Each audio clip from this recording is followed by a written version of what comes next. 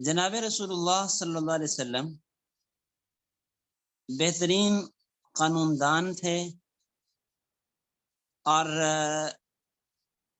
بہترین اور رسول اللہ صلی اللہ علیہ وسلم شارع بھی تھے. تشریع شریعت سازی، شریعت بنانا، اور مقنن قانون بنانا. تو قانون بنانے والے بھی تھے، قانون نافذ کرنے والے بھی تھے، قانون جاننے والے بھی تھے. گزشتہ سبق میں نے یہ باتیں عرض کر دی تھیں کہ جناب رسول اللہ صلی اللہ علیہ وسلم اللہ تعالیٰ کی طرف سے نمائندے کی حیثیت سے قانون سازی فرمانے والے تھے.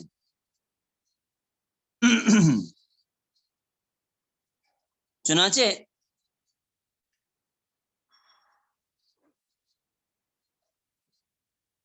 دنیا کے اندر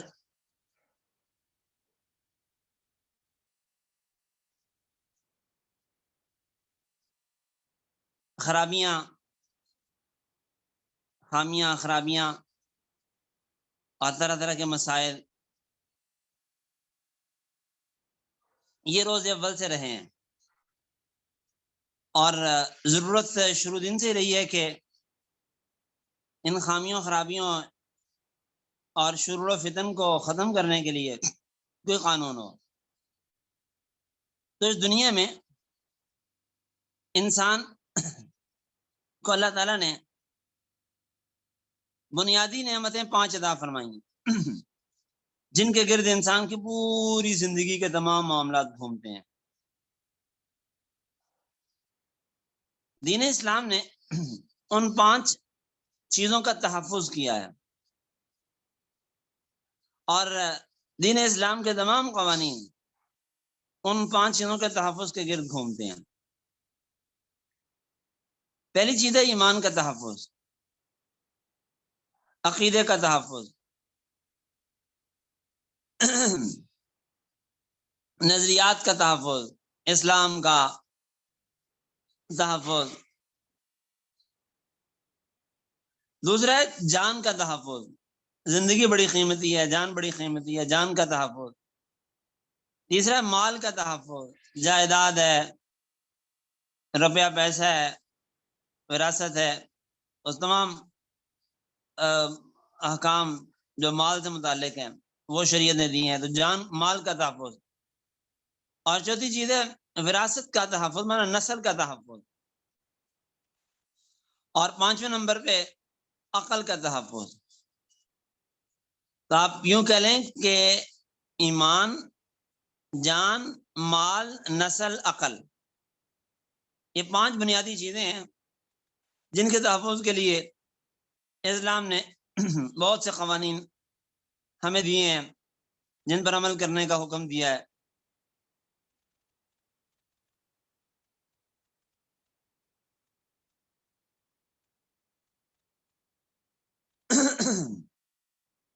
چنانچہ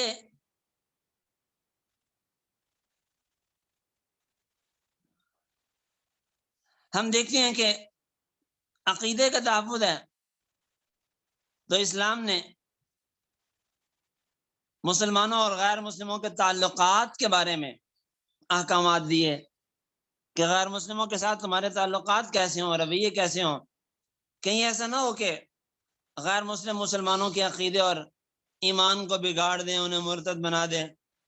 تو غیر مسلموں کے ساتھ تعلقات کا باب مستقل ہے، اور عقائد، نظریات جسے علم الکلام کہتے ہیں، وہ سارا اس کے مسائل اس عقیدے اور نظریے کے ایمان کے تحفظ کے لیے وہ مسائل بتائے اور قوانین بتائے کہ ایک اسٹیٹ میں غیر مسلم کیسے رہیں گے اور مسلمان کیسے رہیں گے.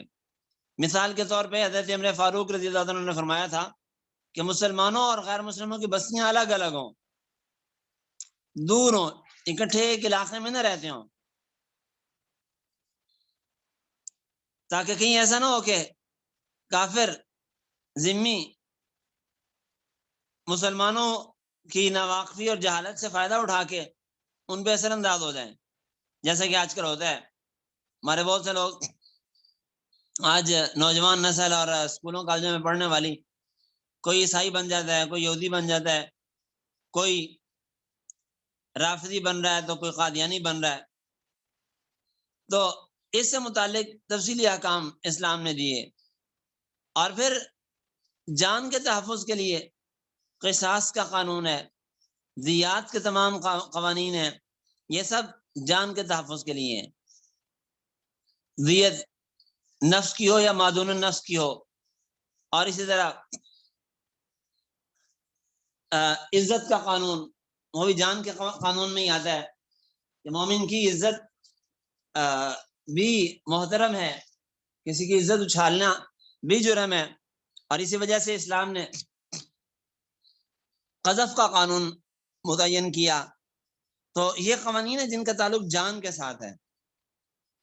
اور پھر مال کے ساتھ آپ کے خرید و فروخت کے جتنے بھی اصول ہیں, جتنے بھی ضابطے ہیں, قاعدے ہیں,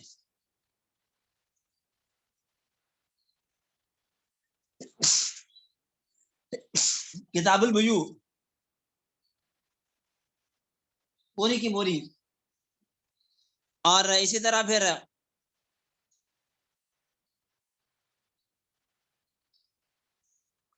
کتاب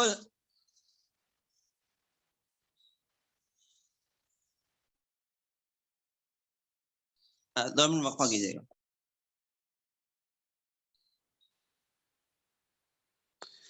کہ مال سے متعلق بہت سے احکامات ہیں. آپ کی کتاب البیوع تیسری اور چوتھی تقریباً ساری کی ساری اسی مال کے تحفظ کے حقوق سے قوانین سے متعلق ہے. اور اس میں خرید فروخت کے معاملات ہیں, باہمی معاہدات ہیں, مضاربہ مشارکہ کے مسائل ہیں, اور کھیتی باڑی کے مسائل ہیں, اور اسی طرح پھر تجارت ہے اور ملازمت ہے, اور غرضے کے جتنے بھی مسائل ہیں پھلوں سے متعلق ہیں احکامات. اور اسی طرح دیوالیہ ہونے سے متعلق شریعت کے قوانین ہیں. اور اسی طرح حق شفا ہے, اور شفے کے جملہ مسائل جو جلد رابع کے آپ شروع میں ہدایت میں پڑھ چکے ہیں. اور زمینیں پٹے پہ دینا, کرائے پہ دینا, یہ اس کے مسائل ہیں جو آپ پڑھ چکے ہیں مزارعہ میں. اور اسی طرح لقطہ کے مسائل ہیں, کسی کو گرا پڑا سامان ملے تو اس کا کیا حکم ہے. اور مالک اور ملازم کے مسائل ہیں, اور ہبہ ہدیہ اور تحفہ اور اس سے متعلق مسائل جتنے بھی ہیں. اور پھر وصیت ہے, کس کو کرنی ہے کس کو نہیں کرنی, کتنی کر سکتے ہیں. اور اسی طرح پھر وراثت ہے. یہ سب کے سب مسائل کا تعلق ہمارے مال کے تحفظ سے ہے, اور شریعت نے تمام قوانین ہمارے مال کے تحفظ کے لیے جاری فرمائے ہیں. پھر آگے آ جائیں نسل کا تحفظ. تو آپ ہدایت ثانی پڑھ چکے ہیں, نکاح ہے, رضا ہے, اور پھر طلاق ہے, اور خلا ہے, اور جتنے بھی مسائل ہیں شادی بیاہ طلاق سے متعلق, یہ سب کے سب ان کا تعلق ہے ہمارے مال کے ساتھ, نسل کے ساتھ. اور پھر جو ہمارے فوجداری قوانین ہیں نا, تو ان کا تعلق کچھ کا جان کے ساتھ ہے, کچھ کا مال کے ساتھ ہے. کچھ فوجداری قوانین جان سے متعلق ہیں زیادہ تر, اور کچھ مال سے متعلق بھی ہیں. پھر جنگ کے قوانین, بین الممالک قوانین جس کی بات آگے آ رہی ہے, وہ بھی سب کے سب ہماری جان کے تحفظ کے لیے ہیں, اور اس میں مال کا تحفظ بھی ہے ساتھ ساتھ. تو حکومت اور عدلیہ سے جتنے مسائل متعلق ہیں ان کا تعلق جان سے بھی ہے, مال سے بھی ہے, اور نسل سے بھی ہے. تو حکومت اور عدلیہ سے جو قوانین ہیں وہ ان کا تقریباً سب کے ساتھ ہی تعلق ہوتا ہے. تو غرض ہے کہ شریعت کے احکامات کو آپ اگر ایک نظر سے دیکھیں گے تو آپ کو تمام احکام اسی کے گرد گھومتے دکھائی دیں گے, ان 5 چیزوں کے گرد. تو نبی پاک اسلام نے ان 5 چیزوں متعلق جامع قانون سازی کی ہے. پھر نبی پاک صلی اللہ علیہ وسلم شارع بھی ہیں, مقنن بھی ہیں, قانون سازی کرنے والے بھی ہیں. اور یہ بات اللہ تعالیٰ نے قرآن پاک میں جا بجا بیان فرمائی ہے۔ قرآن پاک ایک جگہ کہتا ہے کہ اہل ایمان کے تمام تنازعات اختلافات وہ نبی پاک صلی اللہ علیہ وسلم ہی حل کرنے والے ہیں۔ فلا وربک لا یؤمنون حتی یحکموک فیما شجر بینہم، اور کہیں کہا کہ یحل لهم الطیبات ویحرم علیہم الخبائث، لیکن نبی پاک خود محل اور محرم نہیں ہے، وہ اللہ تعالیٰ ہے، نبی پاک اس کو بیان کرنے والے ہیں، جیسے کہ میں نے پہلے سبق میں آپ کو بتا دیا تھا۔ ما آتاکم الرسول فخذوا ما نہاکم عنہ فانتہوا، آپ مطاع مطلق ہیں، مستقل مطاع ہیں، اطیعوا اللہ اطیعوا الرسول، اور آپ مبین ہیں احکام کے، تشریح کرنے والے ہیں قرآن کے، لتبین للناس ما نزل الیہم، اور لتبین لهم الذی اختلفوا فیہ، اور آپ کی رائے قطعی ہے، آپ کی کا اجتہاد بھی قطعی ہے، تحکم بین الناس بما اراک اللہ، اراکا رویت سے ہے جو اللہ نے آپ کو دکھایا ہے، سمجھایا ہے، اور نبی پاک کی اطاعت ضروری ہے، مدار ایمان ہے، آپ کا کلام وحی الہی ہے، آپ کے فیصلوں کی تقلید ضروری ہے، ما کان لمؤمن ولا مؤمنۃ اذا قضى الله ورسوله امرا ان يكون لهم الخيرة من امرهم، آپ کی مخالفت کسی صورت میں جائز نہیں ہے، فلیحذر الذین یخالفون عن امرہ ان تصیبهم فتنہ، آپ کے احکام کی خلاف ورزی کو کفر قرار دیا ہے، اطیعوا اللہ اطیعوا الرسول فان تولوا فان اللہ لا يحب الکافرین۔ تو بہرحال نبی پاک صلی اللہ علیہ وسلم قرآن کی روح سے یہ ساری اتھارٹیاں رکھتے ہیں۔ پھر نبی پاک صلی اللہ علیہ وسلم نے اپنی احادیث میں بھی یہ بات فرمائی ہے، فرمایا کہ مجھے ایک قرآن دیا گیا اور ایک چیز اس کی مثل دی گئی۔ آپ فرماتے ہیں کہ گدھے کو قرآن میں اللہ نے حرام نہیں کیا، میں بتا رہا ہوں کہ حرام ہے، تو نبی پاک صلی اللہ علیہ وسلم نے اپنی سنت سے بہت سی چیزوں کو بتایا کہ یہ حلال ہے، حرام ہے، اور یہ بھی وحی الہی تھی، وحی مطلوب اور وحی غیر مطلوب کا فرق آپ پڑھ چکے ہیں کتابوں میں۔ تو نبی پاک صلی اللہ علیہ وسلم بہترین شارع اور مبین ہیں، بیان کرنے والے ہیں، اور آپ صلی اللہ علیہ وسلم کی سیرت میں بیسیوں واقعات ملتے ہیں، یہاں انہوں نے کئی ایک حوالے دیے ہیں، چلے میں عرض کرتا ہوں۔ آپ دیکھ لیں مثال کے طور پہ، روزہ تو اللہ نے کہا کہ کتب علیکم الصیام، لیکن لوگ روزے کے تمام مسائل تو قرآن میں نہیں ہے۔ زکوٰۃ اللہ نے فرض کی، لیکن زکوٰۃ کے مسائل اللہ نے قرآن میں ذکر نہیں کی ہے۔ اور اسی طرح نماز کو فرض کیا، متعدد آیتیں ہیں، لیکن نماز کی تفصیلات قرآن میں بیان اللہ تعالیٰ نے نہیں کی۔ تو یہ سب باتیں اللہ نے قرآن پاک میں بیان نہیں کی، نبی پاک بیان کر رہے ہیں، تو نبی پاک صلی اللہ علیہ وسلم شارع بھی ہیں، مقنن بھی ہیں۔ اور پھر قرآن پاک اور احادیث سے فقہاء نے اصول نکالے ہیں، ان اصولوں سے آگے قانون سازی کی ہے۔ اب احادیث میں صراحتاً قوانین موجود ہیں، بیسیوں قانون موجود ہیں، لا ضرر ولا ضرار حدیث میں قانون موجود ہے۔ اسی طرح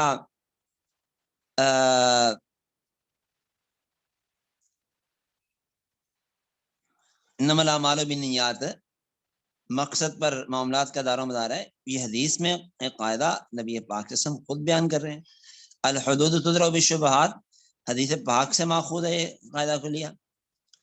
تو جتنے بھی قواعد ہیں وہ 64 قواعد جو علامہ ابن نجام مصری نے بنیاد بنائی ہے، ان کو اپنی کتاب اشباح النظائر میں تقریباً نصوص احادیث کے نصوص سے ثابت ہے، اور جو جناب رسول اللہ صلی اللہ علیہ وسلم کے احادیث سے اور قرآن پاک سے قواعد بنے ہیں، ان سے آگے پھر امام حنیفہ نے اور دیگر فقہاء نے آگے قانون سازی کی ہے۔